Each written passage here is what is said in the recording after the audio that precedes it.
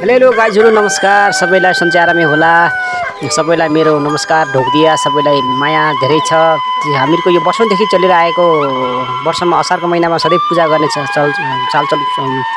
चलनले गर्दाखेरि आज हामी पूजा गर्नको लागि आज आएका छौं। अब हामीहरुको यो पूजा गर्ने ठाउँ र हाम्रो गाउँहरुको दृश्य सानो गाउँ चटक्क चित्त चटक्क परेको सबैले यसो हेर्दिनु होला। अब यहाँ हामी सबैजना हामीहरुको राजकोटी फ्यामिली सबैजना आज भेला भई पूजा गर्ने कार्यक्रम चलिरहेको छ। सबै हामी दाइ भाइहरु नातिना भतिजाहरु सबैजना भएर पूजा गर्ने कार्यक्रम भइराखेको छ। यो अहिलेदेखि नै पहिलेदेखि नै बाउ बाजेदेखि हैन जुजु हजुर बाउलेसम्म गरिरहेको पूजालाई आज हामी निरन्तरता नै हामी यसलाई अगाडि बढाउने कार्यक्रम गरिरहेका छौं। ठाउँ चाहिँ अलिकता अप्ठ्यारो छ तर चाहिँ एकदम बिन्दास रमाइलो भइराखेको छ।